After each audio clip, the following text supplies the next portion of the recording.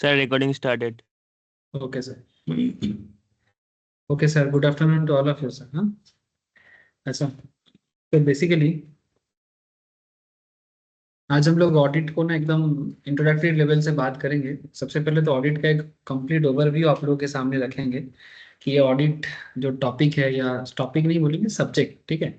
Specially as a chartered accountant and as a cost accountant, company secretary level में भी audit का काम है, वो भी मैं आप लोगों को दिखाऊंगा आज।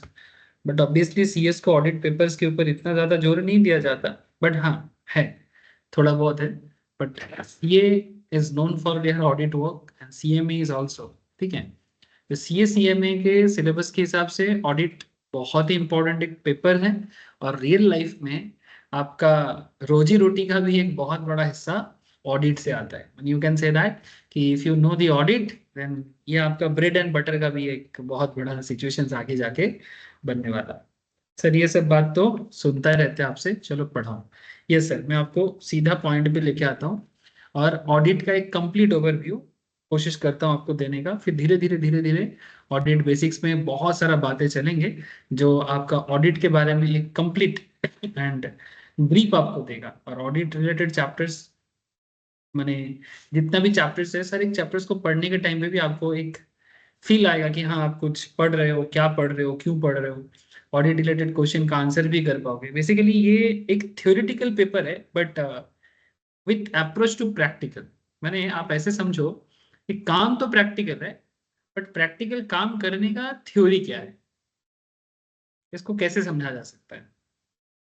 इसको समझाने के लिए मैं आपको ऐसे बोल सकता हूँ कि जैसे एक कंपनी अपना अकाउंट्स बनाते हैं। क्या बनाते हैं सर? अकाउंट्स। एक कंपनी अपने अकाउंट्स बनाते हैं और उस अकाउंट्स को चेक करने के लिए ऑडिटिंग का जरूरत होता है। सर क्यों? सर इसका सिंपल सा जवाब है, बोल बोल के आगे आगे देखेंगे आप लोग, मैं थक जाऊंगा, ठीक है। कि ऑडिट जो सब्जेक्ट माने कॉन्सेप्ट है, ऑडिट शब्द का मतलब ही होता है चेकिंग। तो अकाउंटेंसी माने जिसको हम लोग ऐसे फाइनेंशियल स्टेटमेंट बोलते हैं, है ना। फाइनेंशियल स्टेटमेंट्स मैं आपको दिखाऊंगा, कुछ कंपनी का प्रैक्टिकल उठा के दिखाऊंगा कि कैसे होते हैं। मैं रिसेंटली कुछ पढ़ा रहा था स्टूडेंट्स को, तो उनमें से मैं देखा कि उस कुछ चीज़ें आप लोगों को भी बताना चाहिए। शेयर मार्केट क्लास में बता रहा था, तो उसी में से निकाल के आपको मैं बताऊंगा कि ऑडिट का क्या इंपॉर्टेंस है और कैसे फंडामेंटल रिपोर्ट पढ़ने के टाइम पे ऑडिट का काम आता है। बट एज एन ऑडिटर आपको क्या करना है जाके, उसका आइडिया आपको मिल जाएगा, ठीक है। बिकॉज आप लोग चार्टर्ड अकाउंटेंट हो, कॉस्ट अकाउंटेंट हो, तो आपको पता होना चाहिए ना कि आगे जाके करना क्या है। तो उसका कुछ भनक आपको मैं जरूर आपको दिखाऊंगा आज, ठीक है। और फिर चैप्टर वाइज जैसे बात होता है वो भी बोल। चलो मैं स्क्रीन शेयर करता हूँ और एक एक करके बात को आगे बढ़ता हूँ।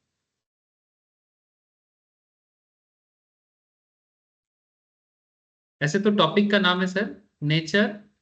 आप लोग हेडिंग कर सकते हो, जो लोग नोट डाउन वगैरह करते हो कॉपी में। आगे जाके मैं जब मैं शॉर्ट नोट शेयर करूंगा या फिर कुछ भी स्पेशल नोट्स शेयर करूंगा क्लास ओरिएंटेड, आप वहां से जरूर नोट डाउन करिए। तो टॉपिक का नाम क्या हुआ? Nature, objective and scope of audit, ठीक है। Nature, objective and scope of audit, इसका एक समरी नोट्स भी है, ये भी मैं आपको दूंगा सर, आप इसको जरूर कॉपी करिएगा। काफी काम का चीज है। ओवरव्यू, चार्ट पैटर्न्स, मैंने सॉरी क्या बोलते हैं उसको, लाइक आपका एक समरी नोट बन जाएगा, मैंने माइंड मैप बन जाएगा, बहुत हेल्पफुल है। बट कॉन्सेप्चुअली क्लैरिटी के साथ रखेंगे, कॉन्सेप्चुअल क्लैरिटी के साथ माइंड मैप को ड्रॉ करेंगे तो मजा आएगा। चलो ये सब चीजों में बाद में आता हूँ। उससे पहले आपको मैं ऑडिट के ऊपर क्या बात करूंगा वो थोड़ा सा बताता हूँ कि मैं ऐसा समझ के पढ़ाऊंगा सर जैसे कि इससे पहले आपने कभी ऑडिट पढ़ा ही नहीं, ठीक है, या फिर फर्स्ट टाइम ये व्हाट्स मैंने सब्जेक्ट का नाम सुन रहे हो, मैं ऐसे ही सोच के पढ़ाऊंगा, ठीक है। तो आपको शायद मैं कुछ एक्स्ट्रा बात कर पाऊँ। अगर मैं ये सोच लूँ कि आपको बहुत कुछ पता है और फिर मैं थोड़ा एडवांस बोल दूंगा, तो इसलिए मैं कोशिश करूंगा एकदम बेस लेवल में जाके एकदम छोटी सी छोटी बात का भी मैं जवाब देने का कोशिश करता हूँ, ठीक है। सिली सिली मैटर्स, ठीक है।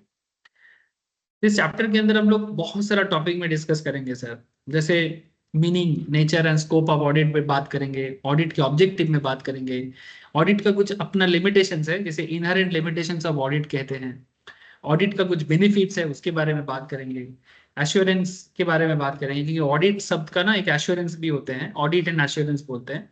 तो उसका भी बारे में बात करूंगा। Difference between reasonable assurance and engagement and limited assurance engagement, meaning and basic purpose of engagement and quality control standards and practicality of above concept bye studying through examples and case studies. तो obvious बात है कि अगर आप audit का किताब खोल के बैठ जाओ तो आपको बस लिखा ही दिखाई देगा, मैंने इतना थॉरो चीजें लिखा हुआ है जिसको देखने से लगता है कि भाई कैसे इस चीज को मैं समझूं। बट ये लिखने के अंदर ये जितना भी सेंटेंस है एंड वर्ड्स है, सेंटेंस एंड वर्ड्स के बैकग्राउंड में आपको जरूर कुछ प्रैक्टिकलिटी नजर आना चाहिए, और बहुत प्रैक्टिकलिटी है इसके अंदर। जैसे आपको एक एग्जांपल्स के थ्रू से मैं लेके चलता हूँ। आपका पसंदीदा एक कंपनी, मैं उसी के बारे में थोड़ा सा रिसर्च कर रहा था 2-3 दिन से, क्योंकि रिसेंटली कुछ क्लास मैंने शेयर मार्केट क्लास में ना काफी लोगों ने स्विगी के शेयर्स के बारे में मुझे पूछा था, तो इसलिए मैं स्विगी के बारे में थोड़ा स्टडी कर रहा था। उसका एनुअल रिपोर्ट निकाला था 2023-24 या 24-25 का। तो चलो मैं आपको थोड़ा बताता हूँ। आप लोग स्विगी के बारे में नाम तो सुने होंगे सर, हेलो, अरे स्विगी का नाम सुना है कि नहीं सुना, टेल मी। हाँ सर। चलो, बस नाम सुना है ना, यही काफी है मेरे लिए। तो ये स्विगी का 23-24 का एनुअल रिपोर्ट का डेटा है। तो यहाँ पर अगर आप देखें कि इसके इंडेक्स पे जैसे ही रेडी किया एनुअल रिपोर्ट, तो पहले पेज नंबर 1 से 2 में कॉर्पोरेट इन्फॉर्मेशन मैंने कंपनी का बेसिक डिटेल दिया है। उसके बाद तुमको बोर्ड रिपोर्ट दिखाई देता है। Board report in the sense, इसमें कंपनी का जो बोर्ड है, बोर्ड ऑफ मैनेजमेंट, ठीक है, बोर्ड ऑफ डायरेक्टर्स, उन्होंने अपने बारे में बोला है। And after that page number 30 से लेके 42 तक it's totally all about independent auditors report on stand alone financial statement. ठीक है, independent auditors report on stand alone financial statement, this is the area. इसी के ऊपर आप लोगों को मेनली काम करना होता है।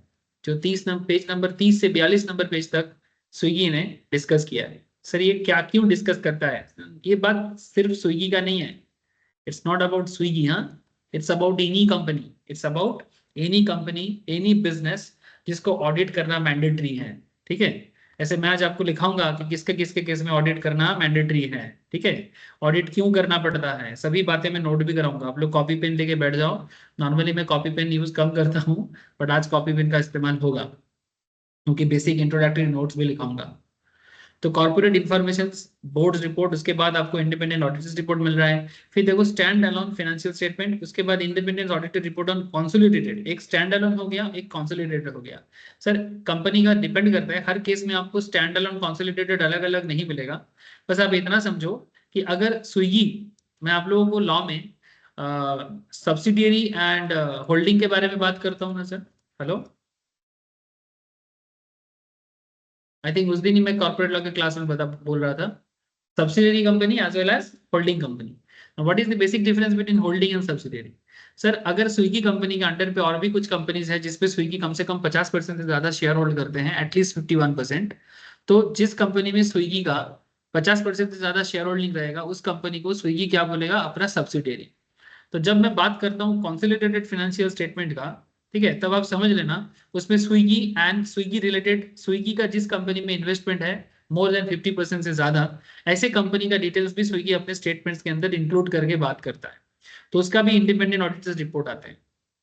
और जिस कंपनी, सिर्फ स्विगी अपना, जो स्विगी का कोर बिजनेस है, जो स्विगी का माने प्राइम बिजनेस है, प्राइमरी बिजनेस है, उसमें से जो रिकॉर्ड निकल के आते हैं, ऐसे स्टैंड अलोन फाइनेंशियल स्टेटमेंट बोलते हैं। तो जब एक ऑडिटर ऑडिट करने जाता है, वो इंडिपेंडेंट ऑडिट करता है, ऑडिटर को एक्चुअली इंडिपेंडेंट ऑडिट कहा जाता है ना। Why this is known as independent audit. इसको इंडिपेंडेंट ऑडिट इसलिए कहते हैं क्योंकि ऑडिटर पे किसी का राज नहीं चलता है। ठीक है, तो मैंने वो बोलता है ना कि उस पे किसी का जोर नहीं, हाँ सर, ऑडिटर पे किसी का जोर नहीं।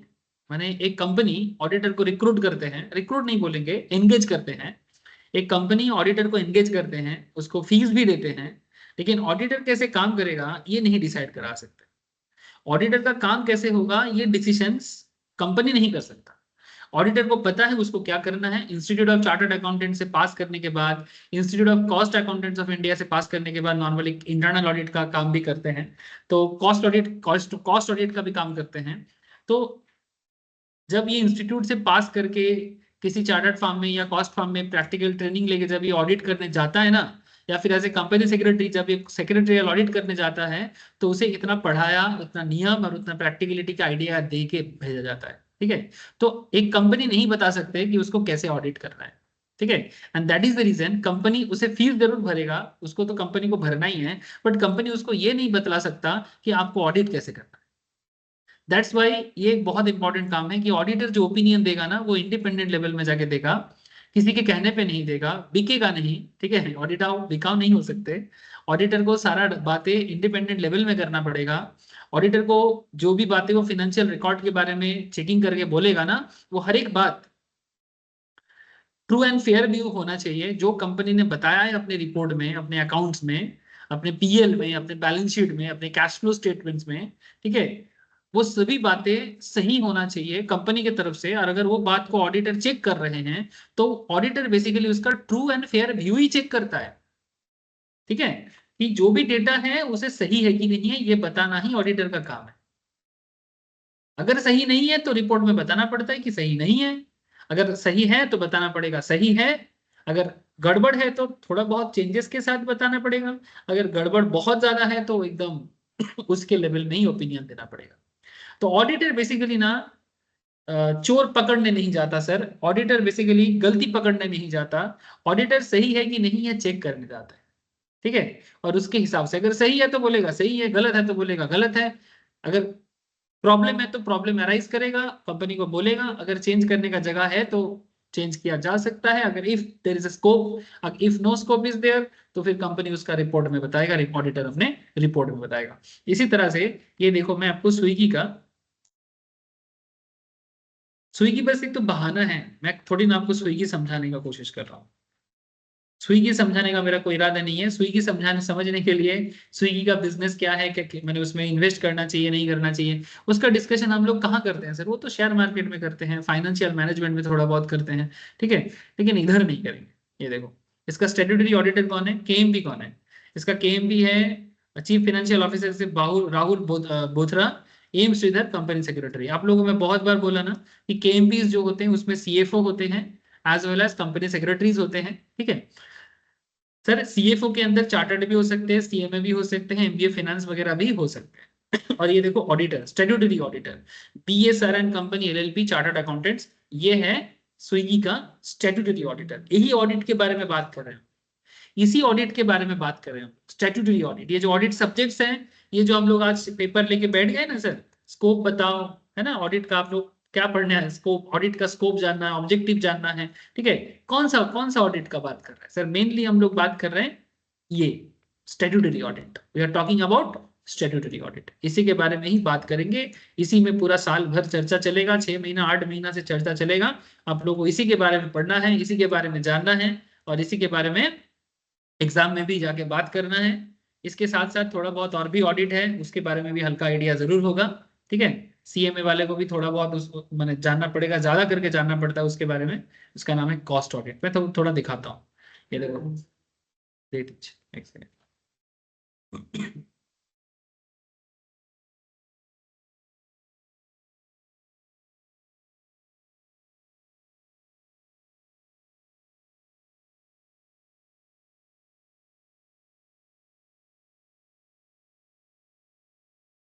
देखो sir, Swiggy Limited corporate entity structure, Scootsy Logistic Private Limited, Super Infotech Solution Private Limited, Loyal Hospitals Hospitality Private Limited and Lynks Logistic Limited, ये सभी चीजें स्विगी का होल्ली ओन्ड सब्सिडरी है। ठीक है, देख पा रहे हो सर, ठीक है, होल्ली ओन्ड सब्सिडरी है और कुछ एसोसिएट्स भी हैं, तो इसका सबको मिला के स्विगी ने अपना फाइनेंशियल रिजल्ट दिया है। आपको थोड़ा दिखाता हूँ मैं, फिनेंशियल समरी में आप देख सकते हैं इसका नेट सेल्स कितने का है 2023 का, फाइनेंशियल ईयर एंड 2024 के एंड पे, 31 मार्च 2024 के एंड पे भी इसका क्या नेट सेल्स का टोटल इनकम कितना चेंज हुआ है।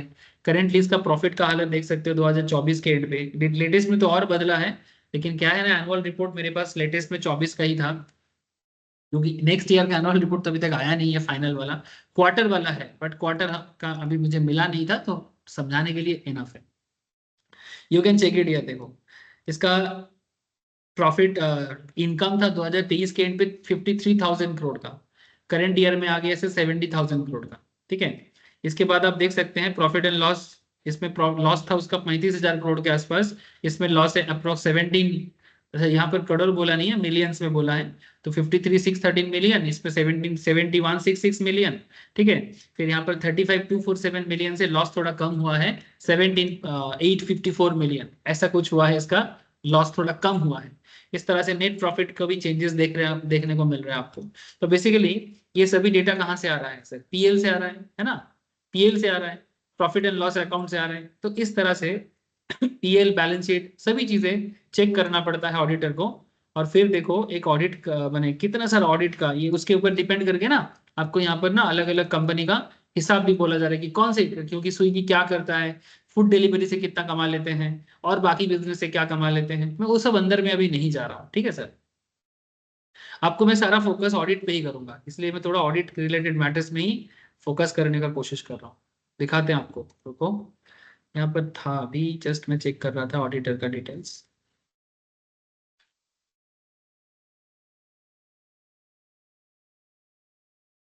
ये देखो, ऑडिटर्स एंड ऑडिटर्स रिपोर्ट, देख पा रहे सर? हेलो,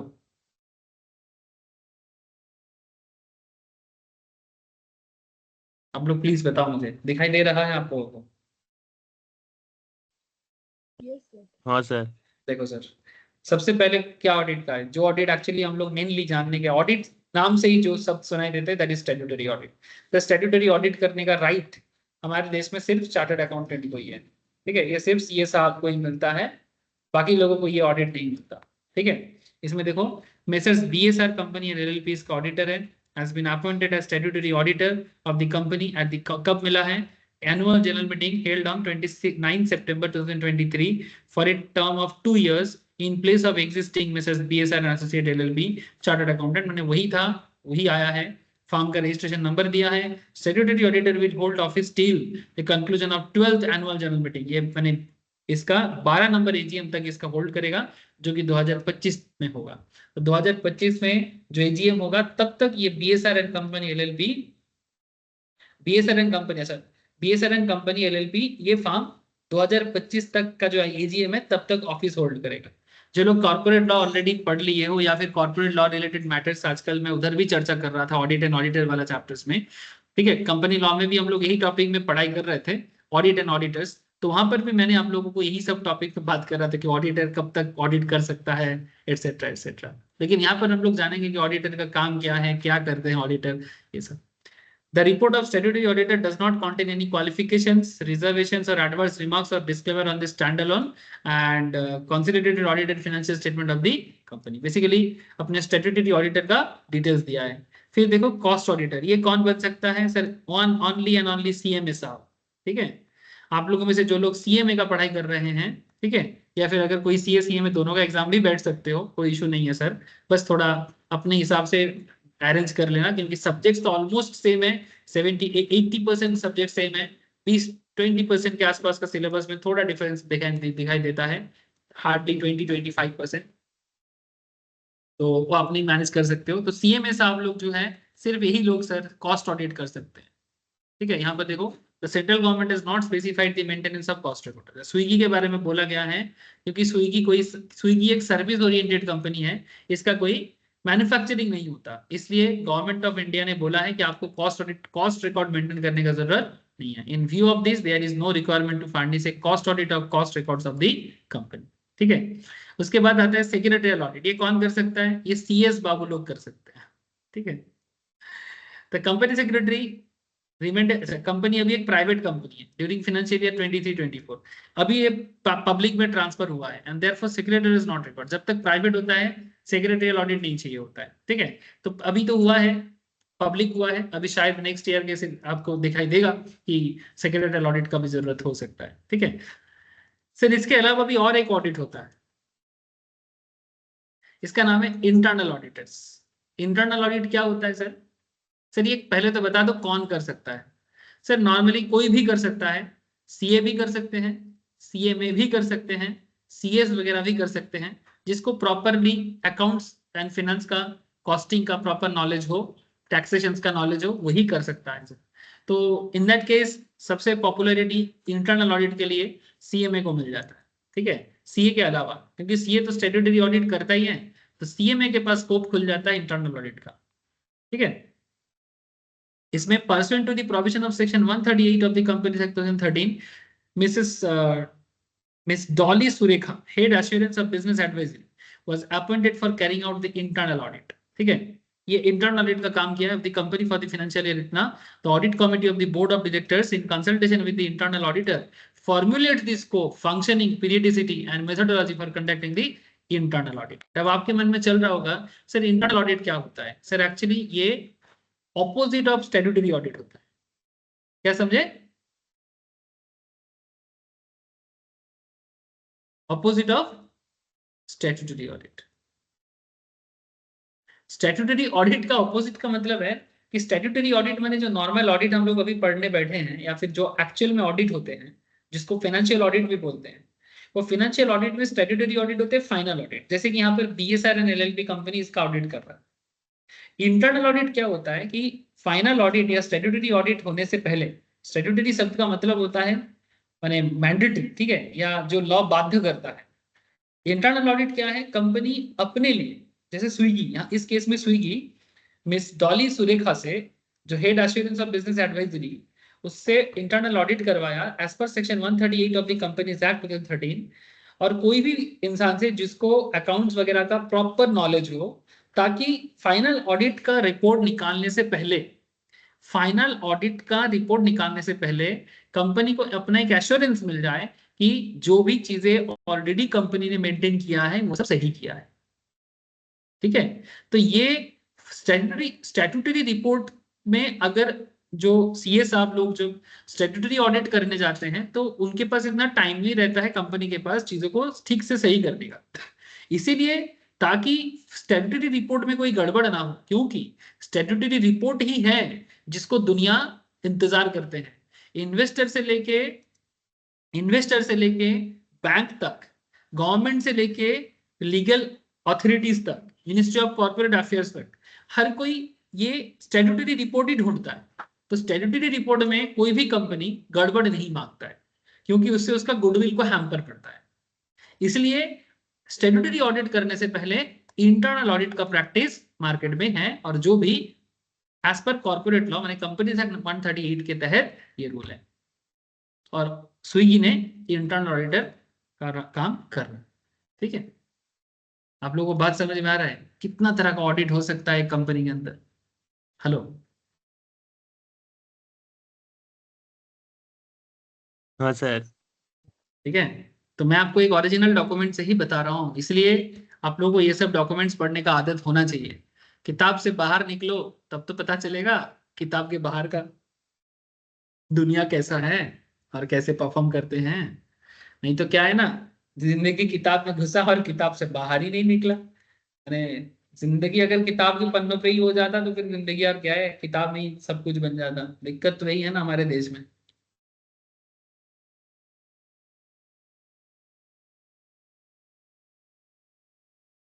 कि बुक्स में जो लिखा है उसका यूज को कभी हम लोग जानने का कोशिश ही नहीं करते, लेकिन डेवलपमेंट के बारे में बहुत सोचते हैं।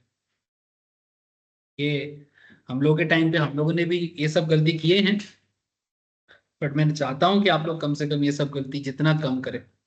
किताब के बाहर निकलो, पता करो कहाँ क्या है नहीं है।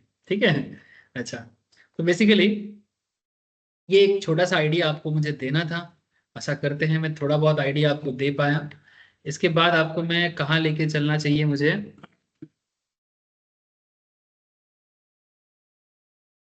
ठीक है, डायरेक्टर्स डिटेल्स वगैरह में बाद में आते हैं। कंपनी का फाइनेंशियल रिपोर्ट्स अगर आपको एक बार मैं दिखाऊं, ये रहा फॉर्म जिसने ऑडिट किया, ये ऑडिट रिपोर्ट है, ये देखो, देख रहे हैं, इंडिपेंडेंट ऑडिट रिपोर्ट। ऑडिट में क्या क्या मिला है ये पढ़ाऊंगा सर आगे आगे। ठीक है, आगे आगे पढ़ाऊंगा ऑडिट रिपोर्ट में क्या क्या होता है। ये ओरिजिनल में है, मैं आपको किताब में भी बताऊंगा, और आपको बोलूंगा कि आप किताब के जो भी पढ़ रहे हो उसको प्रैक्टिकल लाइफ में देखो, और देख के मुझे बताओ आपको कितना समझ में आ रहा है। ठीक है, क्या लिखा है? Independence audited report on the stand alone financial statement of Swiggy limited. I will discuss in later stages of our audit chapters कि कैसे क्या चीजें एक्चुअल में जहां पर हम लोग किताब में देखते हैं वो कहाँ इधर कैसे क्या दिखाई देता है। ठीक है, और ये कोई ऐसा नहीं कि टूक दिया, ठीक है, कोई कॉपी पेस्ट कर नहीं किया इसको। ठीक है, ऐसा ये ओरिजिनल में जो भी ऑब्जर्वेशन हुआ है वो सारा चीज लिखना पड़ता है। ऐसे नहीं कि बस कॉपी पेस्ट कर दिया, it's not like that sir, ठीक है। अच्छा एक सेकेंड सर, मुझे कॉल थोड़ा सा 2 मिनट लेना पड़ेगा।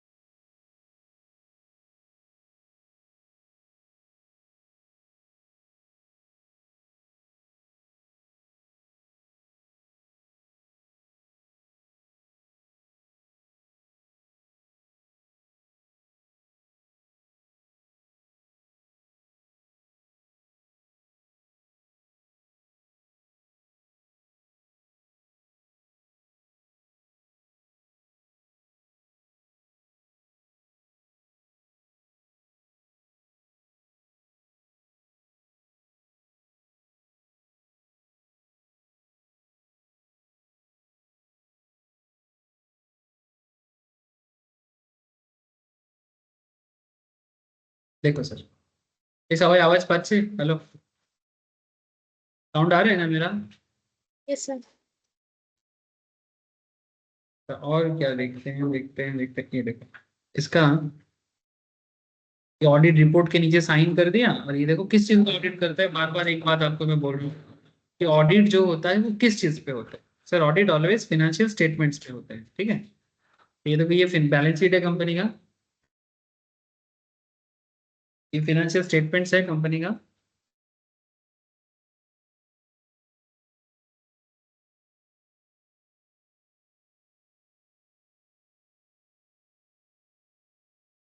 स्टेटमेंट्स के नीचे आप देखोगे आपको ऑडिटर का साइन मिलेगा, ठीक है। दिखा देता हूँ कि आखिर आपको पता चलना चाहिए कि इतना सारा मेहनत हम लोग करने वाले हैं तो किस लिए करने वाले हैं। ये देखो, एज पर अवर रिपोर्ट, ये जो ऑडिट रिपोर्ट है पीएल बैलेंस शीट का, ये बैलेंस शीट रिपोर्ट कौन दे रहे हैं? As per our report event date attached for BSR company LLP, firm registration number, and जिस फार्म का मेंबर जो है, मैंने आप ही लोगों की तरह कोई ना कोई चार्टर्ड अकाउंटेंट साहब जो आगे जाके सीए का काम कर रहा है और फार्म का मेंबर बन रहा है, ठीक है भाई साहब, आगे जाके सीए का काम कर रहा है या फिर कंपनी का पार्टनरशिप का मेंबर बन रहा है, इस फार्म का मेंबर बन के संपत गुहो ठाकुरता, ठीक है, संपत गुहो ठाकुरता ये पार्टनर है। इन्होंने बेंगलुरु में, कहां पर? बेंगलुरु में इसका फार्म का हिसाब किताब है और साइन किया है। ये लोग अलग है, ये बाकी लोग हैं सर, जो कंपनी के डायरेक्टर्स है, सीएफओ है, सीएस का डेटा है। तो यहाँ पर आपको ऑडिटर का डिटेल्स मिलता है। तो ये जो भी डिटेल्स आप देख रहे हो, ये बीएसआर कंपनी ने इसको चेक किया, चेक करके बोला कि जो भी बैलेंस शीट में हम देख रहे हैं, जो भी हम लोग इसको पढ़ रहे हैं, ये जो भी रिपोर्ट है वो दिया है, ठीक है। ये रिपोर्ट में सही गलत जो भी है वो ऑलरेडी रिपोर्ट में उसने डिटेल्स में डिस्कस करके बोला है, PL balance sheet and cash flow statements वगैरह, ठीक है। तो दिस इज द अप्रोच, ये आपको मैं बार बार बीच बीच में दिखाता रहूंगा, ठीक है, कि आखिर ऑडिट में क्या चेक करना होता है, कैसे क्या होता है। तो अगर इतना ओवरव्यू आपके दिमाग में घुस रहा है ना, ये देखो अब मैं इसको अगर किताबी बात में करूँ, ठीक है, थोड़ा बुकिश लैंग्वेज में अगर मैं इस चीज को पढ़ाऊँ आपको, तो आपको एक स्टूडेंट के रूप में, एक आर्टिकल असिस्टेंट के रूप में, आप जब आर्टिकलशिप करने जाओगे ना, तब भी आपको ऑडिट का काम पे बहुत मौका मिलेगा, ठीक है। क्योंकि हर चार्टर्ड फर्म में, कॉस्ट फर्म में अगर कुछ हो ना हो, सबसे ज्यादा एक ही काम होता है, सीएसीएमए फर्म में सबसे ज्यादा जो काम देखने को मिलता है वो है ऑडिट, ठीक है। देखो, क्या बोलता है, simple, an audit is an independent examinations of financial informations of an any entity। यही बात मैं आपको दिखा रहा था, अब उसी बात को लिखा हुआ है। An audit is an independent examination of financial information of an entity, whether profit oriented or not, and irrespective of its size or legal form, when such an examination is conducted with a view to express an opinion there। चलो लिखो, लिखो sir लिखो, थोड़ा सा लिखना भी चाहिए। नहीं तो बोलेगा सर तो सिर्फ पढ़ाते हैं लिखाते नहीं।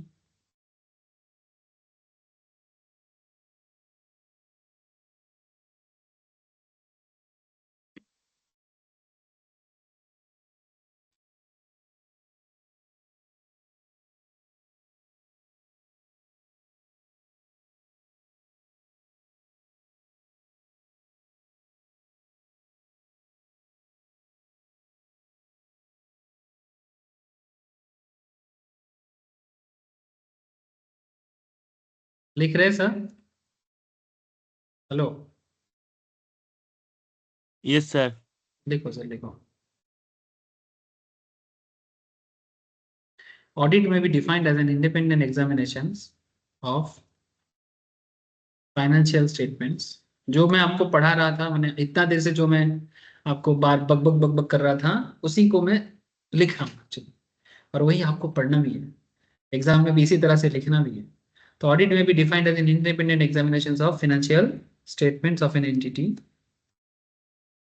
Statements of an entity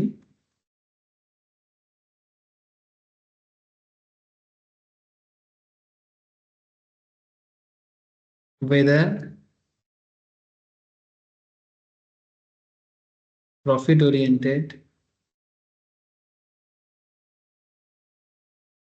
whether profit oriented or not, irrespective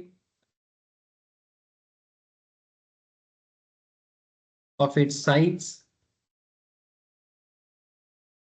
irrespective of its size and legal form, irrespective of its size and legal form. And such an examination, ये जो चेक होता है ना, ये चेक करने का जो पैटर्न है, and such an examination is conducted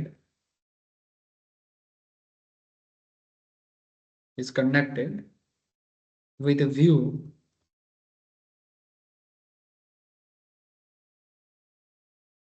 to express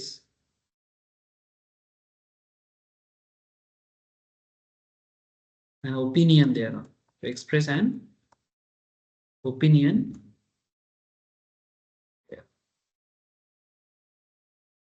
देखा?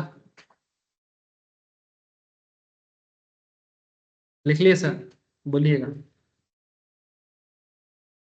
ऑडिट में भी defined as an independent examinations of financial statements. Audit क्या है? फाइनेंशियल स्टेटमेंट को इंडिपेंडेंट तरीके से एग्जामिन करने का तरीका है, चाहे वो बिजनेस प्रॉफिट ओरिएंटेड हो या फिर वो एनपीओ या एनजीओ टाइप का हो। चाहे वो बिजनेस प्रॉफिट ओरिएंटेड हो, मैंने जो नॉर्मल रेगुलर बिजनेस हम लोग देखते हैं वो ऐसा टाइप का बिजनेस हो, या फिर कोई ऐसा बिजनेस जो नॉट प्रॉफिट ओरिएंटेड हो, माने एनपीओ और एनजीओ टाइप्स। ठीक है, समझ में आ रहा है इस बात आप लोगों को? एनपीओ और एनजीओ टाइप्स, ठीक है। एंड क्या बोलता है sir? Irrespective of its size and legal form, माने बिजनेस बड़ा है कि छोटा है डजेंट मैटर। लीगल फॉर्म माने प्राइवेट कंपनी है कि पब्लिक कंपनी है कि एनजीओ है या एनपीओ है, स्मॉल कंपनी है या बिग कंपनी है, डजेंट मैटर। तो irrespective of its size and legal form and such an examination is conducted, such an examination is conducted with a view to express an opinion thereon। ये सारा examination क्यों किया जाता है? ताकि auditor अपना पॉइंट ऑफ व्यू बता सके। और पॉइंट ऑफ व्यू को कैसे बताते हैं? ओपिनियन के थ्रू से बताते हैं। पॉइंट ऑफ व्यू को कैसे बताते हैं? ओपिनियन के थ्रू से बताते हैं। हेलो, समझ में आ रहा है? Tell me sir. हाँ सर। चलो, मुझे किसका आवाज मिला? शुभम। भाई बाकी लोगों को समझ में नहीं आया क्या? हाँ सर आया। आया? अरे वाह, बढ़िया है। Yes sir. मुझे लगा शुभम का ही आवाज आया तो शुभम को ही समझ में आया। Thank you sir, thank you. आवाज दो हमको, हम यहाँ हैं। ओके सर, नेक्स्ट चलो। और लिखते हैं, थोड़ा लिखते हैं। मेरा भी लिखने का आदत नहीं हो रहा है आजकल। अरे पेन कहाँ चला गया?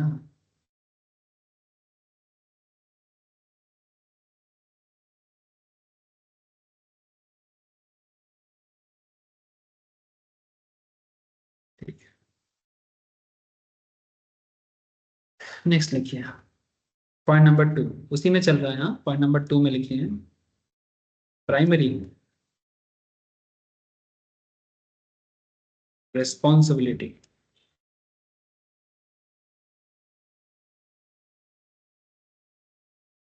of an auditor. The primary responsibilities of an auditor is detect, not to detect fraud and error, not to detect fraud and error, but to comment, but to comment whether the financial statements, whether the financial statements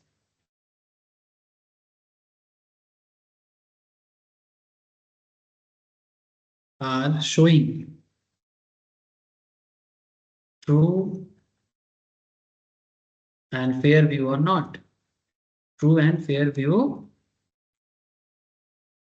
or not. अभी आपको मैं क्या check करा रहा था? अभी मैं आपको कंपनी का, स्विगी कंपनी का क्या दिखा रहा था, बोलो। अभी आपको मैं क्या शो करा रहा था? अभी आपको मैं स्विगी कंपनी का पीएल बैलेंस शीट्स वगैरह चेक करा रहा था। तो जब मैं आपको ये चेक करा रहा था तो आपको मैं एक्चुअली क्या बता रहा था कि आप देखो कि एक ऑडिटर क्या करता है। आप मुझे बताओ कि ये जो मैं आपको बोला वही चीज यहाँ पर लिखता है ना। The primary responsibilities of an auditor is not to detect fraud and error but to comment whether the financial statements are showing true and fair view और नॉट।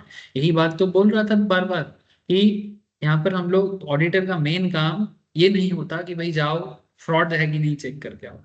फ्रॉड चेक करने के लिए गवर्नमेंट ऑडिटर का opinion लेते हैं, फिर forensic audit वगैरह का कॉन्सेप्ट आता है, वो सब बाद में बात करेंगे।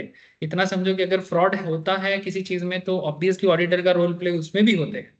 बट नॉर्मल जो एक रेगुलर ऑडिटिंग का कॉन्सेप्ट है, इसमें ना फ्रॉड चेक करने का मैटर नहीं होता। हम लोग जानबूझ के किसी को फ्रॉड जाली ऐसे नहीं जाते। मैंने जब एक ऑडिटर ऑडिट करने जाते हैं ना कंपनी को, तो बेसिकली एक रूटीन चेकअप है। मैंने ये रूल है सरकार का कि टाइम टू टाइम रिपोर्ट जमा करो, टाइम टू टाइम ऑडिट का रिपोर्ट बताओ। ठीक है, इसका मतलब ये नहीं कि ऑलवेज कोई फ्रॉड चेक करने ही जा रहा। ठीक है, सिर्फ सिर्फ तभी गड़बड़ होता है जब माने जो खुद अपना बिजनेस का चेकिंग करा रहे हैं, अगर उनको पता होता है कि मैं गड़बड़ करके रखा, तो उनको डर लगता है कि कहीं मेरा फ्रॉड पकड़ा ना जाए, कहीं मेरा बात ऑडिटर को पकड़ में ना जाए, फिर ऑडिटर इस बात को लेके मेरा बात मानेगा नहीं मानेगा, एडजस्टमेंट करेगा, पैसा खाएगा नहीं खाएगा। There are lots of things, उसके बाद ऑटोमेटिकली उसमें कैरी फॉरवर्ड होता रहता है। सो लेकिन एक बात दिमाग में रखिएगा कि ऑडिटर कभी भी फ्रॉड एरर चेक करने नहीं जाते। The primary responsibilities of an auditor is not to detect fraud and error but to comment whether the financial statements are showing true and fair view और। That's a very simple thing. 3 number point लिखिएगा।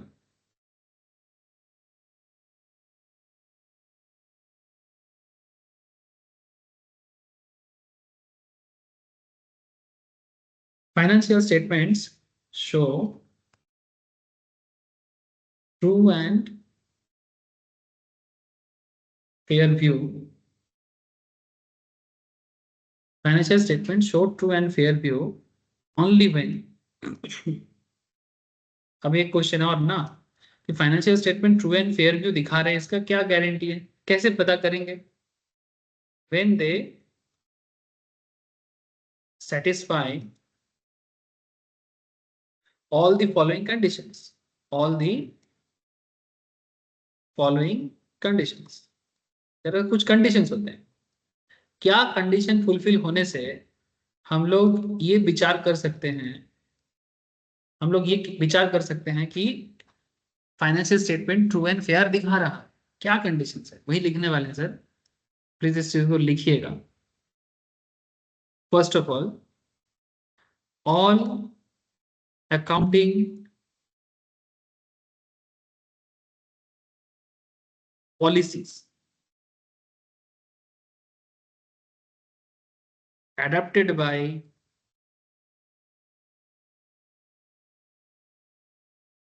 All accounting policies adopted by management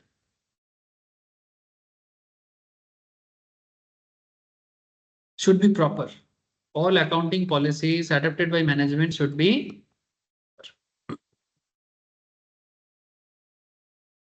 Second में लिखो all the accounting standards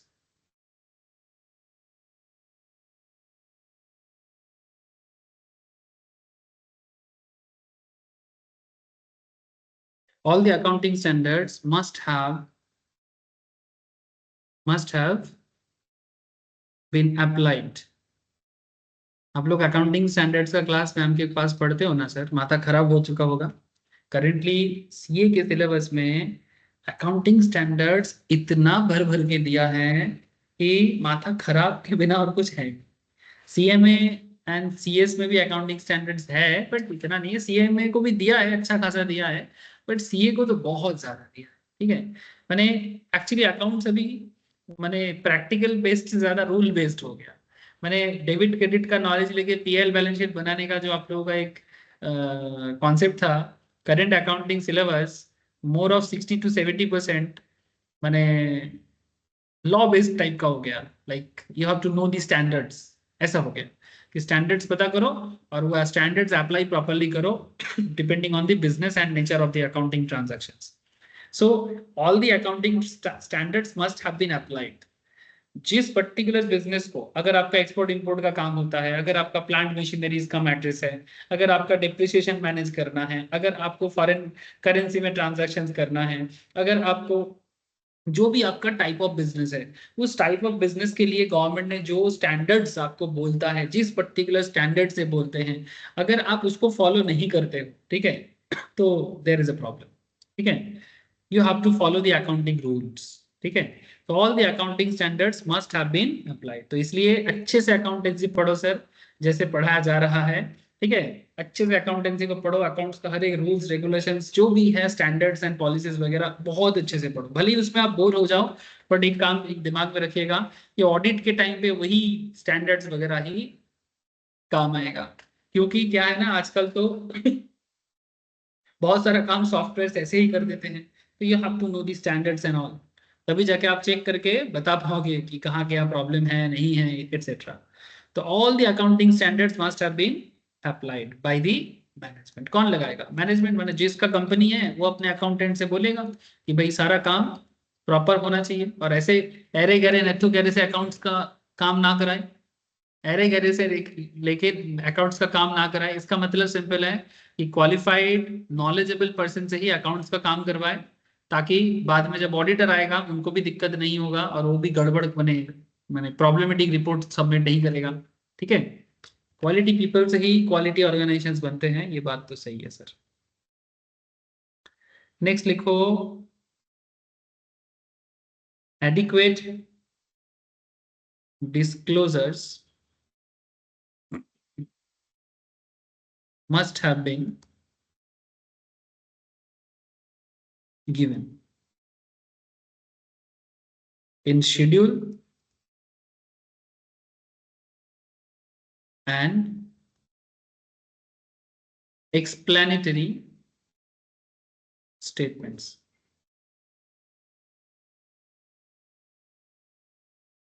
And notes to accounts. Notes to accounts. Adequate disclosure must have been given in schedule and explanatory statement and note to accounts. क्या होता है sir ये सब? कभी देखा जिंदगी में? कोई एनुअल रिपोर्ट खोल के देखो, मैं तो दिखाता रहता हूँ, आप लोग भी आदत डालो सर। कंपनी अपने डिटेल्स के अंदर जो भी लिखता है ना, उसका शेड्यूल्स एंड नोट्स में बताते हैं कि जो भी लिखता है वो कहाँ उसके बारे में बोला गया है। एग्जाम्पल के रूप में मैं आपको स्विगी के अंदर ही देखता हूँ, अगर मिल जाए तो मैं आपको शो करता हूँ।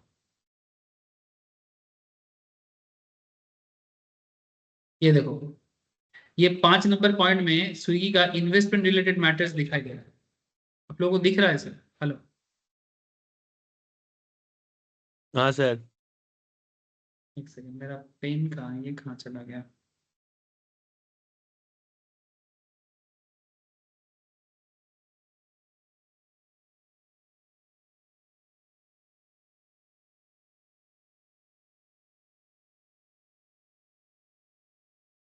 स्विगी का ये इन्वेस्टमेंट रिलेटेड मैटर्स, मैंने स्विगी कहाँ कहाँ इन्वेस्ट करके रखा है, जैसे यहाँ पर दिखा देखो, उसका एक सब्सिडरी है स्कूटसी लॉजिस्टिक, उसका एक सब्सिडरी है स्पार इन्फोटेक, उसका एक हॉस्पिटलिटी प्राइवेट लिमिटेड में भी उसका अमाउंट है, कितना शेयर्स है, कितना रुपया करके है, डिटेल्स में दिया है।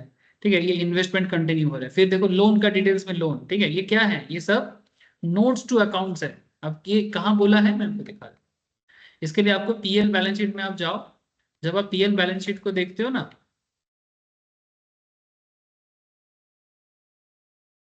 ये देखो नोट करके दिया हुआ है कि अगर नॉन करेंट एसेट्स में प्रॉपर्टी प्लांट इक्विपमेंट का डिटेल्स कहाँ बोला गया है, 3 number point. Right of issue assets के बारे में नोट नंबर 39 में, गुडविल में 4, मैंने 4 नंबर पे गुडविल, अदर इंटेंजिबल्स में भी 4 नंबर नोट्स में बोला है। तो कौन से नोट्स टू अकाउंट्स में क्या लिखा है, या फिर कभी कभी शेड्यूल करके भी देता है। तो schedule and notes to accounts is very important. मैंने ऐसा नहीं है कि आप जो भी दे रहे हो बस पुट कर देते हो, ठीक है, you have to show.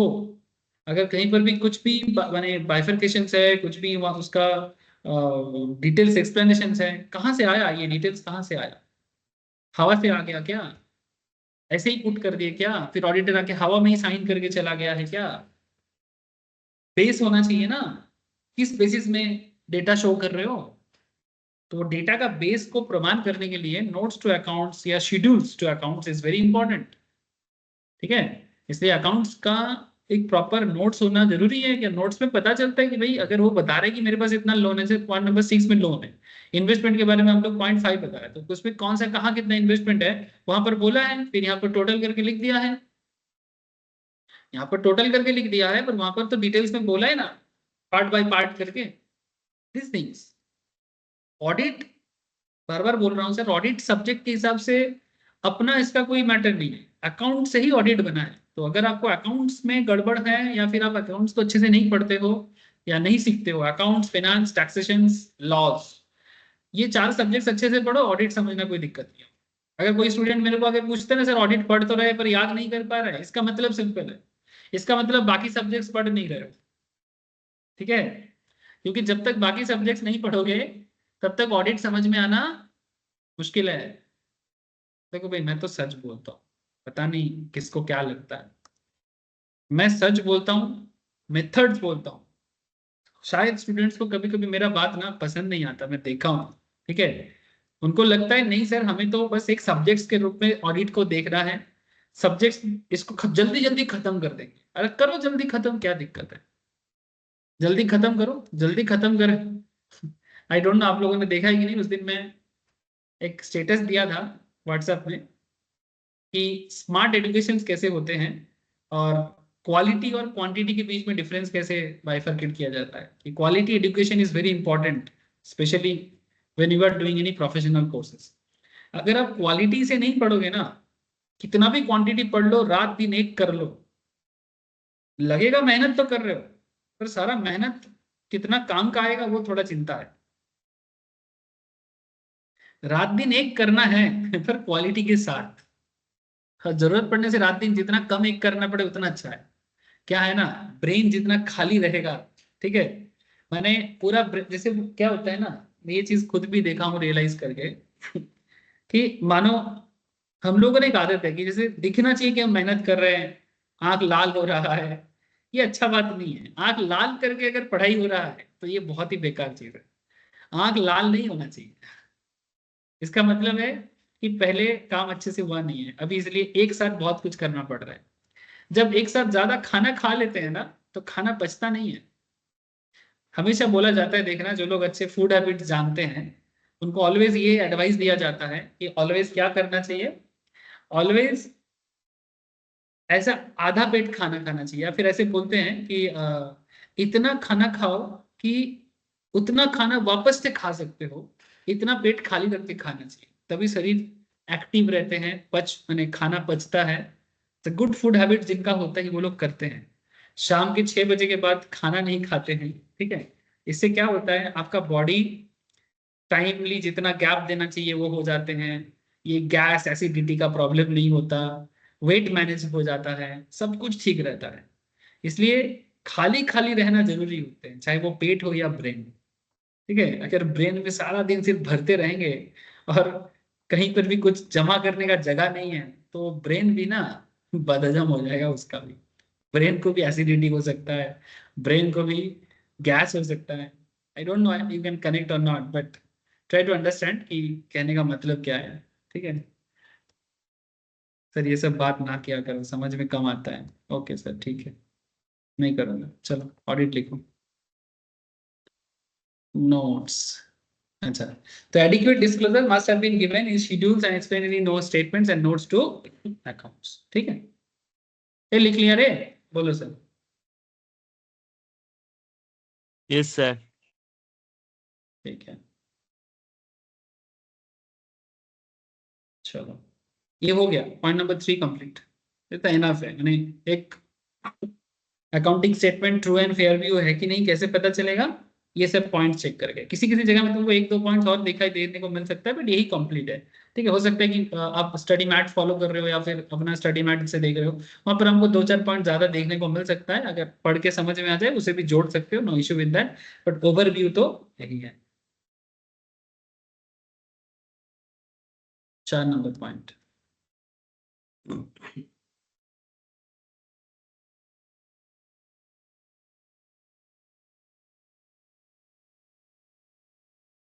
4 number point sir, audit process के बारे में बोलते हैं। क्या बोलते हैं सर? Audit is a process. Audit क्या है? प्रोसेस है, प्रोसेस। सर ऑडिट प्रोसेस कैसे होते हैं, चलो मैं आपको थोड़ा डायग्रामेटिकली समझाने का कोशिश करता हूँ।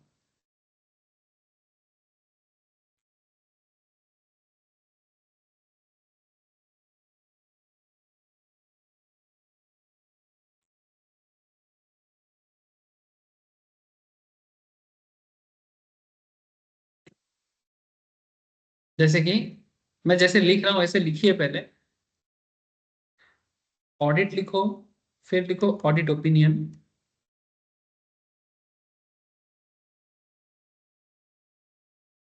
फिर लिखो ऑडिट एविडेंस,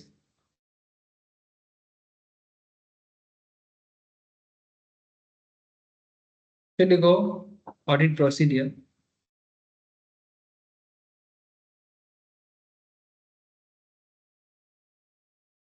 फिर लिखो ऑडिट प्रोसीडियर से ना 2 एरो खींच दो। एक एरो में लिख दो सब्सटैंटिव, और दूसरे एरो में लिखो कंप्लायंस।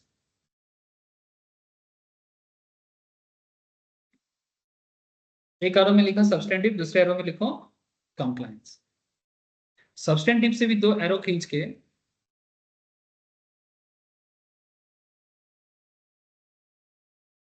एक में लिखो sir vouching and verification,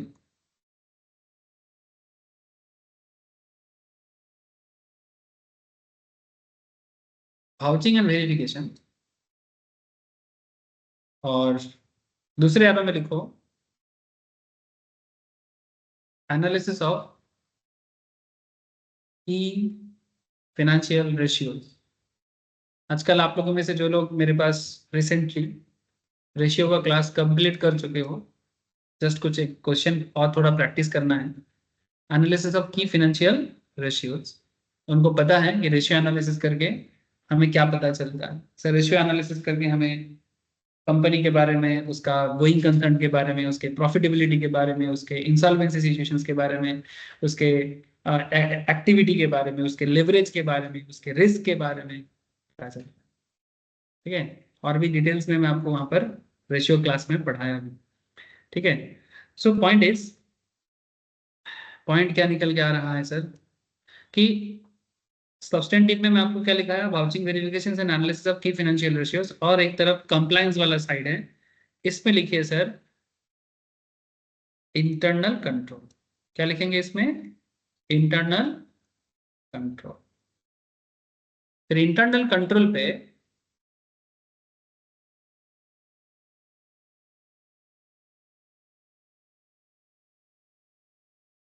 internal control पे लिखिए एक बात,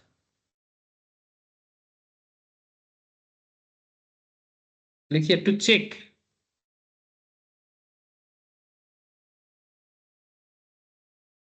to check whether the internal control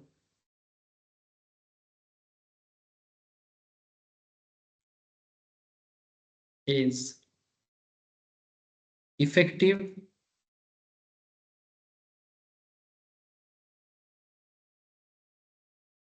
efficient or not, effective, efficient or not। जैसे कि इस बात को समझाने के लिए मैं आपको फिर से स्विगी का ही मैटर ले लेता हूं कि जब हम लोग स्विगी में ऑडिट करने जा रहे हैं सर, ठीक है, जब हम लोग स्विगी में ऑडिट करने जा रहे हैं, स्विगी का एनुअल रिपोर्ट चेक कर रहे हैं, चेक करके सारा डिटेल्स उसका अकाउंटेंट ने, मैनेजमेंट ने जो भी बना के रखा उसको चेक करके हम लोग स्विगी के बारे में जान रहे हैं। तो जब जान रहे हैं इसके बारे में, तो हमें एक चीज चेक करना चाहिए कि स्विगी कंपनी ने अपने सारे के सारे कंप्लायंस ठीक ठाक से फाइल किया कि नहीं किया। अच्छा, अब मैं जो चीज आपको लिखाया ना, इस बात को ना आप थोड़ा सा दिमाग लगा के सुनो, मैं क्या कह रहा हूँ कि आपने लिखा जिस तरह से ना, इसको पढ़ोगे ठीक इसकी उल्टी तरह से। प्लीज ट्राई टू अंडरस्टैंड मैं कहना क्या चाहता हूँ।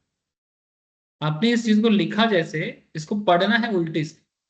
मैंने आपको पहले ऑडिट, फिर ऑडिट ओपिनियन, फिर ऑडिट एविडेंसेस, फिर ऑडिट प्रोसीडियर्स, उसके बाद प्रोसीडियर्स में सब्सटेंटिव एंड कंप्लायंस बारे में लिखाया, और फिर सब्सटेंटिव का पॉइंट लिखाया, फिर कंप्लायंस का पॉइंट लिखाया। बट आपको पढ़ना है, इसको पढ़ना है नीचे से। आप एज एन ऑडिटर ऑडिट करने जा रहे हो, रियल में होता क्या है, उल्टा। आप ऑडिट जब करने जाते हो तो पहले ना आपको जाके चेक करना है इंटरनल कंट्रोल। सर क्या बोल रहे हो, लिखा ऊपर से पढ़ेंगे नीचे से? हाँ सर, लिखा ऊपर से पढ़ेंगे नीचे से। जब भी हम किसी ऑर्गेनाइजेशन पे, चाहे स्विगी हो या जोमेटो, ठीक है सर, चाहे स्विगी हो या जोमेटो, जैसे यहाँ पर दिख रहा था स्विगी जोमेटो, किसी में भी जाओ, किसी का भी प्राइस कंपैरिजन करो, किसी का भी ऑडिट करो, हर कंपनी के केस में एक चीज तो तय है सर, हमें सबसे पहले चेक करना होता है इंटरनल कंट्रोल। जिस कंपनी का इंटरनल कंट्रोल जितना स्ट्रांग होगा, पॉइंट टू बी नोटेड, जिस कंपनी का इंटरनल कंट्रोल जितना स्ट्रांग होगा, तो क्या लिखे हैं, to check whether internal control is effective, efficient और नॉट। जिसका इंटरनल कंट्रोल स्ट्रांग होगा वहां पर आपका ऑडिट का जो मेहनत है वो कम होगा। सर कैसे पता करेंगे कि इंटरनल कंट्रोल स्ट्रांग है कि वीक है? सर अगर आप देखोगे कि कंपनी हर डिपार्टमेंट में अपना बंदा बिठा के रखा है, हर चीज के लिए सैलरीड पर्सन है, हर चीज के लिए एक डिपार्टमेंट है, हर डिपार्टमेंट में आपने लोगों को रख के रखा है। अगर लोग इतना सारा काम कर रहे हैं, डिपार्टमेंट बना के रखे हैं, तो ऐसे ही तो लोग दिखाने के लिए तो नहीं है। ऑब्वियसली आप उसमें काम कर रहे हो, उनको सैलरी भर रहे हो, तो जिसको सैलरी दे के रखते हो तो जाहिर सी बात है कि वो काम करेगा। तो इसमें इंटरनल कंट्रोल का स्ट्रेंथ का पता चलता है। बट अगर ऑर्गेनाइजेशन ऐसे हैं कि बड़ा है ऑर्गेनाइजेशन, पैसा अच्छा खासा कमा रहे हो, पर डिपार्टमेंट बनानी है, डिपार्टमेंट में बंदे भी नहीं है, मैंने काम करने के लिए आपने प्रॉपर जगह में प्रॉपर लोगों को नहीं रखा, दैट मीन्स अगर ऐसे सिचुएशंस बन रहा है तो इंटरनल कंट्रोल पे क्वेश्चन मार्क। और जिस कंपनी का इंटरनल कंट्रोल पे क्वेश्चन मार्क होते हैं, उसके ऑडिट प्रोसीडियर्स में आपको समय ज्यादा देना पड़ सकता है।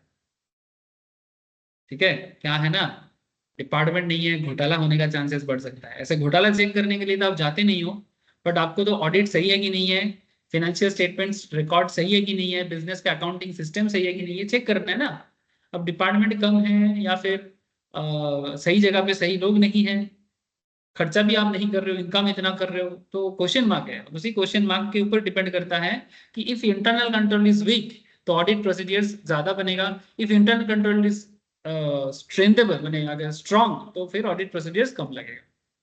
तो ऑडिट करने जब भी हम जाते हैं कंपनी में, तो सबसे पहले we need to check whether internal control is effective, efficient और जैसे ये चेक हो जाते हैं, फिर हमें चेक करना है, इसी कॉन्सेप्ट को कंप्लायंस बोलते हैं। कंप्लायंस माने जो काम के लिए कंपनी ने अपना सारा डिपार्टमेंट बना के रखा है, से फॉर एग्जांपल इनकम टैक्स का सही टाइम पे पेमेंट हुआ है कि नहीं, कॉर्पोरेट है तो कॉर्पोरेट टैक्स का टाइमली पेमेंट हुआ है कि नहीं, GST return filing, we all know that, हम लोग जीएसटी में रिसेंटली पढ़ रहे थे, GST filing is there properly और not, company filings, corporate filings, जो कंपनी डिटेल्स वगैरह का जो होते हैं कॉर्पोरेट लेवल में, कंपनी फाइलिंग्स टाइम ड्यू है कि नहीं हुआ है, बिजनेस रिलेटेड मैटर्स में जो भी लॉज है उसको फॉलो किया जा रहा है कि नहीं जा रहा है, गवर्नमेंट जो भी चीजें टाइमली मांगता है हम देते हैं कि नहीं देते, शेयर होल्डर का डिविडेंड पेमेंट होता है कि नहीं होता है, बोला जाता है पर नहीं दिया जाता, ऐसा है कि नहीं है।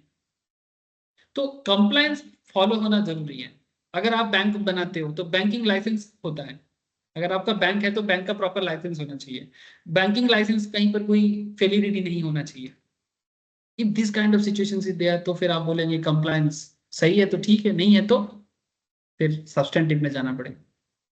कंप्लायंस अगर सही नहीं है तो सब्सटेंटिव में जाना पड़ेगा। और कंप्लायंस सही कैसे पता चलेगा? Internal control. फिर सब्सटेंटिव में आके, सब्सटेंटिव माने क्या होता है? सब्सटेंटिव माने चेकिंग प्रोसेस। उसमें दो तरह का चेकिंग प्रोसेस होते हैं। एक प्रोसेस को भाउचिंग एंड वेरिफिकेशन बोलते हैं। सर भाउचिंग किसका होता है, वेरिफिकेशन किसका होता है, मैं आगे दिखाता हूँ। अगर कंपनी का जो सेल बिल, परचेज बिल का डेटा होता है ना, सेल बिल माने डेली रेवेन्यू कॉन्सेप्ट जो होते हैं, daily revenue related and expense related matters, इसे भाउचिंग किया जाता है। जैसे कि purchase bills and sales bills. और वेरिफिकेशन किया जाता है एसेट्स की, ये हो जाता है भाउचिंग। ठीक है, वेरिफिकेशन से हो जाएगा एसेट्स का। इसके साथ साथ और क्या होता है सब्सटेंटिव प्रोसीजर्स में? फाइनेंशियल रेशियोज चेक करना, बिजनेस का गोइंग कंसर्न लेवल को देखना, क्या बिजनेस आगे चल सकता है, रेशियो देख के चेक हो सकता है। यू नो दैट रेशियो अभी आप लोगों ने रिसेंटली मेरे पास पढ़ा है। So everything is correlated sir, correlation बिठाओ नहीं तो दिक्कत बढ़ेगा। हर सब्जेक्ट कोरिलेटेड है, प्लीज कोरिलेशन को पुट करो, कोरिलेशन को कनेक्ट करो। Vouching verifications and analysis of key financial ratios. This kind of things are called substantive procedures. यही एक्चुअली ऑडिट में मेहनत हो जाता है, क्योंकि रेशियो चेक करने में आपको अकाउंट चेक करना पड़ेगा, फिर अकाउंट्स के बैलेंस शीट देखना होगा, पीएल देखना होगा, फिर ना रेशियो पता करेंगे। रेशियो तो कोई भी कुछ भी बता सकता है, जो भी अकाउंट्स बना हुआ है उसी में रेशियो बन जाएगा, लेकिन कितना सही है सारा प्रोसेस जर्नल एंट्री से चेक करना पड़ सकता है। मैंने पूरा का पूरा अकाउंट्स को ही मेंटेन करना पड़ेगा। अगर ऐसा होगा तो फिर आपको अपना ऑडिट चार्जेस भी बढ़ाना पड़ सकता है। नेक्स्ट ये घटना जब भी घट जाता है, सब्सटेंटिव और कॉम्प्लायंस, जिस घटना को बोलते हैं ऑडिट प्रोसीडियर्स। इस प्रोसीडियर को कंप्लीट करने के लिए हमें चाहिए एविडेंसेस। प्रोसीडियर को कंप्लीट करने के लिए हमें क्या चाहिए? एविडेंसेस। ठीक है, और एविडेंस जुगाड़ करना है कि किस बेसिस में। अगर हम रेशियो चेक करेंगे तो रेशियो के लिए हमें एविडेंस चाहिए, रेशियो के लिए हमें एविडेंस चाहिए, प्रॉपर एसेट का डेटा, प्रॉफिट का डेटा, बैलेंस शीट का data, we need everything, you need evidences. Evidence कम तो ऑडिट रिपोर्ट में गड़बड़ होगा। एविडेंस पर्याप्त होना चाहिए, माने एडिक्वेट होना चाहिए। क्या होना चाहिए? एडिक्वेट। आगे आगे आगे लिखाएंगे ये सब बातें। और एविडेंस प्रॉपर हो तो प्रोसीजर तो पूरा होगा, और तब जाके आपका ओपिनियन फॉर्म होगा। कितना तरह का ओपिनियन फॉर्म होता है दिखाते हैं आगे। ओपिनियन फॉर्म करने से ऑडिट कंप्लीट होता है।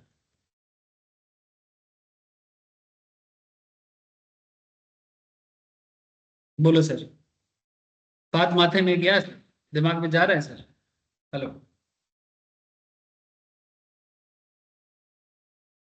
हाँ sir. Fifth point.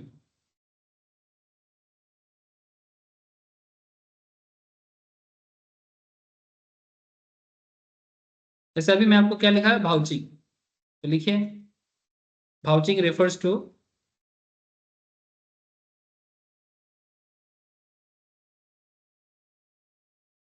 checking of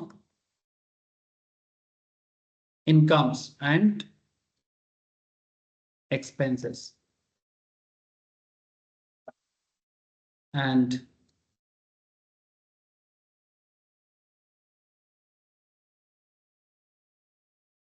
verification refers to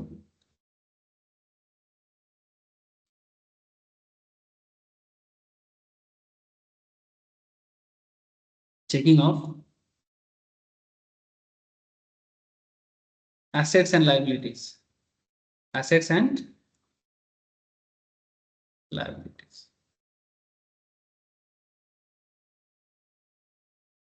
for example purchase हो गया भाउचिंग, कैश हो गया वेरिफिकेशन। कैश वाउचिंग नहीं कर सकते, कैश का, लैंड का, बिल्डिंग का, ये सब वेरीफाई करना पड़ता है। आपका ही कैश है, प्रमाण देना पड़ता है, वेरीफाई करना है। आपका ही जमीन है, वेरीफाई करो, जमीन का एसेट पेपर देखो। बिल्डिंग का, आपका ही बिल्डिंग है, पेपर दिखाओ। परचेज का, सेल्स का वाउचिंग होता है, तो vouching, sales, purchase etcetera. Verification cash, land, building, assets and liabilities का, क्रेडिटर्स एक्सेट्रा, सब वेरिफिकेशन होगा। ठीक है, कैश हो गया, लैंड हो गया, बिल्डिंग हो गया, लाइबिलिटीज लिख दो। जितना तरह का लाइबिलिटीज होता है सब वेरीफाई होता है। ठीक है, माथा में क्या रे?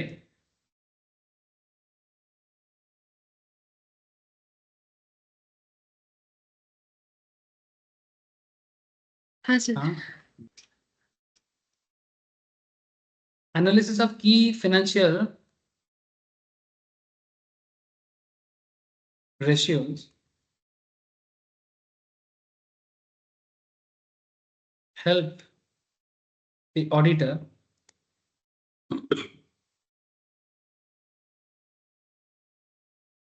to know the solvency position, to know the solvency position of his clients.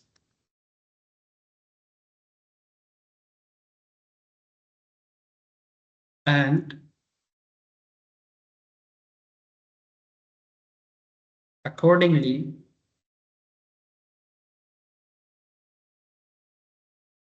auditor can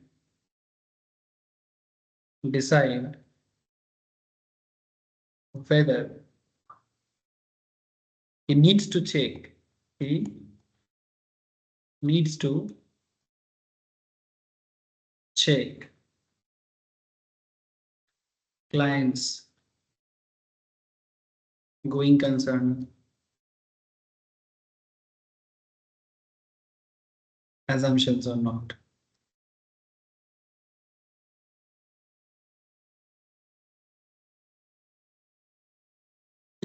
so analysis of की फाइनेंशियल रेशियोज का क्या हो गया? से फॉर एग्जांपल आप लोगों को पता है current ratio, current asset by current liability, simple ratio. ठीक है, कंपनी के पास कितना करंट एसेट्स है, कितना करंट लायबिलिटीज है। आप लोग रेशियो रिसेंटली हाल फिलहाल में पढ़ रहे हो, अभी चल भी रहा है उधर। तो रेशियो चेक करके हम लोगों को पता चल जाता है ना कि कंपनी फाइनेंशियली कितना स्ट्रांग है, कंपनी अपना करंट शॉर्ट टर्म लोन वगैरह रीपे कर सकता है कि नहीं कर सकता। तो एनालिसिस ऑफ की financial ratios help the auditor to know the solvency positions of his clients and accordingly auditor can decide whether he needs to check clients going concern assumptions or not। यानी वो देख लेगा कि company आगे going concern assumptions को, मतलब going concern क्या होता है? गोइंग कंसर्न एक प्रिंसिपल्स है, एक गोइंग कंसर्न एक प्रिंसिपल, अकाउंटिंग प्रिंसिपल, जिसके तहत ये पता चलता है कि कंपनी फ्यूचर में और कितना दिन तक रन कर सकता है, कंपनी सच में सर्वाइव कर सकता है कि नहीं कर सकता। इसका आइडिया आपको मिल जाता है गोइंग कंसर्न assumption से। सो अगर आप गोइंग कंसर्न assumptions को प्रॉपरली फॉलो कर पा रहे हो तो ये आपको हेल्प करता है कि बिजनेस आगे कितना जा सकता है या नहीं। तो एज एन ऑडिटर ये आपके लिए बहुत इंपॉर्टेंट एक पॉइंट बन जाएगा कि हाँ, कि बिजनेस परफॉर्म कर सकता है या नहीं कर सकता। अगर मान लो बिजनेस का लाइबिलिटी इतना ज्यादा है शॉर्ट टर्म लेवल में और एसेट्स कम है, तो फिर शॉर्ट टर्म परफॉर्मेंस खराब हो सकता है। एग्जाम्पल के रूप में आप रिसेंट लेवल में वोडाफोन आइडिया को देख सकते हो, उसका शॉर्ट टर्म हालत बहुत खराब है। मैं रेशियो की क्लास में दिखाया आप लोगों को, है ना? सो जस्ट कनेक्ट करो सर, कनेक्ट।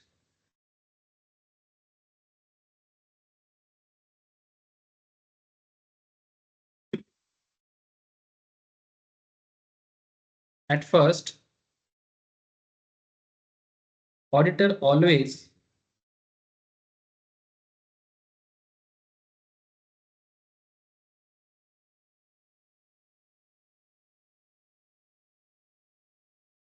applies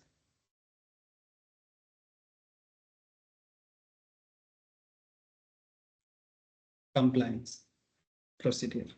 पहले ही बोल दिया आपको, हमेशा पहले ऑडिटर कंप्लायंस चेक करेगा। अगर हर काम टाइम पे हुआ है, हर गवर्नमेंट रूल्स रेगुलेशंस फॉलो हुआ है, तो ऑलवेज कंप्लायंस टाइम प्रोसीजर्स पहले follow. At first auditor always applies compliance procedures, and if he finds internal control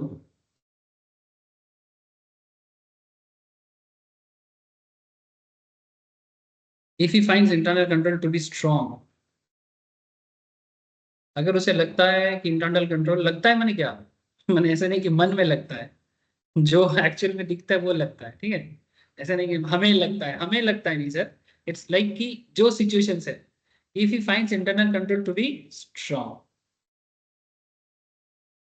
अगर उसे इंटरनल कंट्रोल स्ट्रांग या वीक दोनों में से कुछ भी एक लगेगा, ठीक है, या तो स्ट्रांग लगेगा या तो वीक लगेगा। अगर स्ट्रांग लगेगा देन ही विल अप्लाई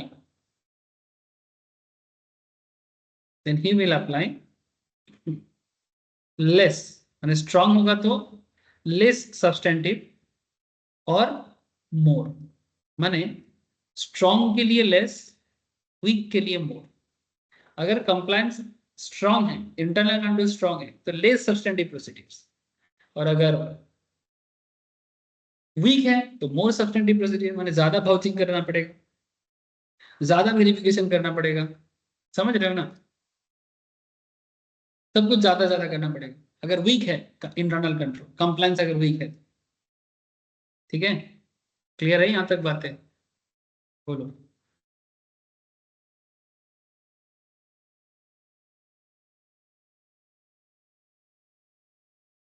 किसी का आवाज ही नहीं आ रहा है, क्या मैं समझा नहीं पा रहा हूँ, बोलिए सर। नहीं सर, समझ आ रहा है। Auditor expresses his opinion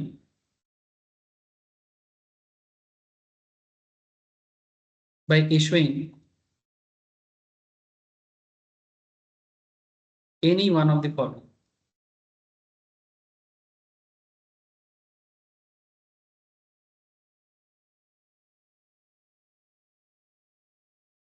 Any one of the following audit reports.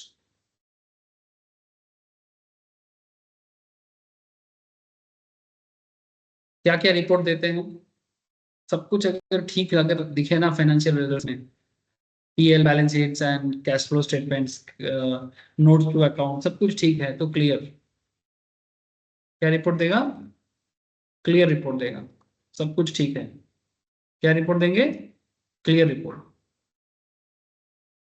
थोड़ा बहुत प्रॉब्लम है बट ज्यादा प्रॉब्लमेटिक नहीं है, चलता है, क्वालिफाइड बोलते हैं उसको, with little bit issues. Next आ जाता है एडवर्स, यानी काफी प्रॉब्लम है। फिर आ जाता है डिस्क्लेमर ऑफ ओपिनियन, माने इतना बदतर हालत है तो ऑडिटर को ओपिनियन देने में भी प्रॉब्लम हो रहा है, इसलिए डिस्क्लेमर दे दिया, डिस्क्लेमर ऑफ ओपिनियन। हालत अच्छा नहीं है सर, ठीक है। 4 तरह का रिपोर्ट दे सकता है auditor, clear, everything is fine, qualified with little bit issues, adverse काफी प्रॉब्लम है, डिस्क्लेमर माने बदतर हालत है कंपनी की, ठीक है, याद रखिएगा।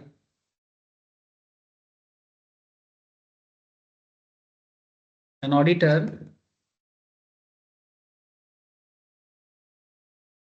must follow all the standards of auditing, all the standards of auditing। Auditor को क्या फॉलो करना पड़ता है, ऑडिटिंग स्टैंडर्ड्स। कौन बनाते हैं, institute of chartered accountants of India and along with consultation of Ministry of Corporate Affairs। An auditor must follow all the standards of auditing, जिसे प्यार से कहते हैं एसेज, क्या कहते हैं, एसे, ठीक है। issued by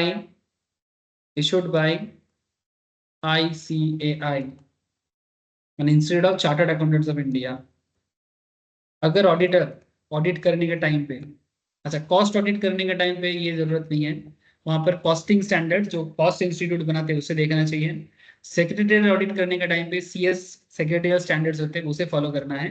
बट हम लोग बात कर रहे हैं स्टैट्यूटरी ऑडिट का, चाहे आप as a chartered accountant statutory audit करने जाओ, as a internal auditor, as a CMA, as a CS आप इंटरनल ऑडिट करने जाओ, तो आपको एसएस के नाम पे स्टैंडर्ड ऑफ ऑडिटिंग जो इंस्टीट्यूट ऑफ चार्टर्ड फॉलो करते हैं उसी को फॉलो करना पड़ेगा। ठीक है, issued by ICI. Failing which, अगर आप फेल करते हो स्टैंडर्ड ऑफ ऑडिटिंग, आगे आगे जो भी ऑडिट का डिस्कशन होगा, सब डिस्कशंस का मेन थीम है स्टैंडर्ड ऑफ ऑडिटिंग। ठीक है, फेलिंग विच, अगर आप ऑडिटिंग स्टैंडर्ड्स फॉलो नहीं कर पाते, ऑडिटर विल बी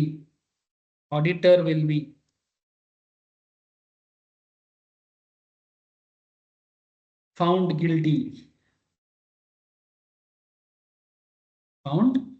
गिल्टी, दोषी माना जाएगा under schedule 2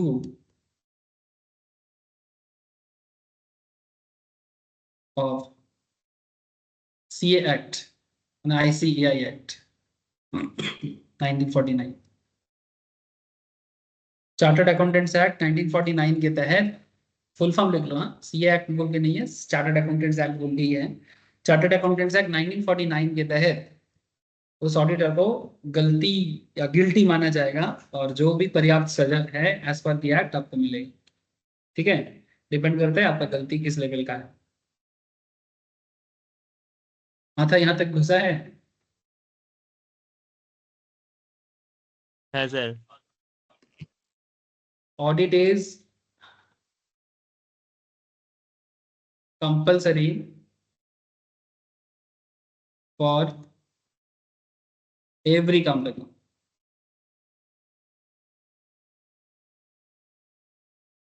and for those non-company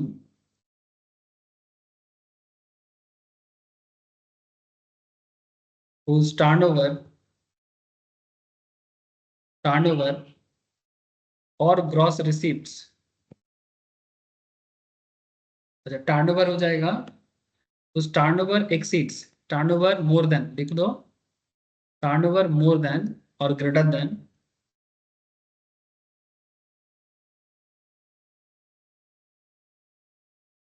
turnover more than 100 lakh. अगर आपका बिजनेस टर्नओवर 100 लाख से ज्यादा हो, टीओ माने टर्नओवर, हाँ, टर्नओवर 100 लाख से ज्यादा, and in case of profession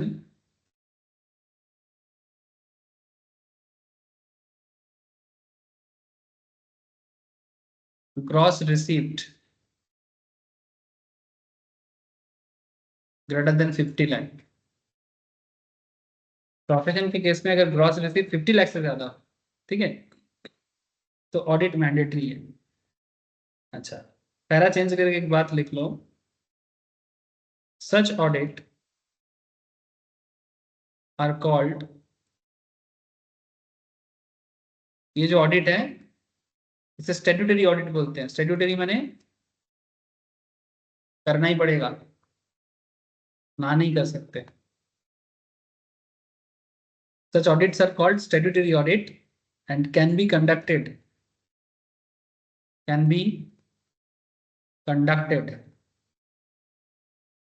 by only practicing CA.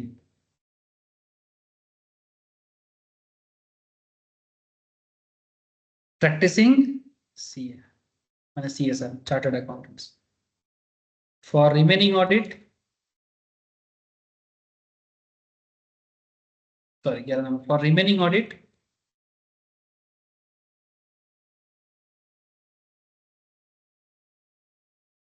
audit is optional, like for example, अच्छा internal audit, cost audit optional नहीं है, कॉस्ट ऑडिट मैंडेटरी है, स्टैट्यूटरी ऑडिट भी मैंडेटरी है, जहां जरूरी है करना पड़ेगा। फॉर रिमेनिंग ऑडिट में अगर मैं ऑप्शनल में बोलूँ तो optional, for example in internal audit,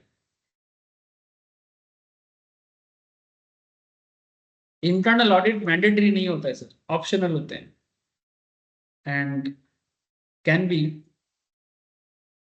conducted by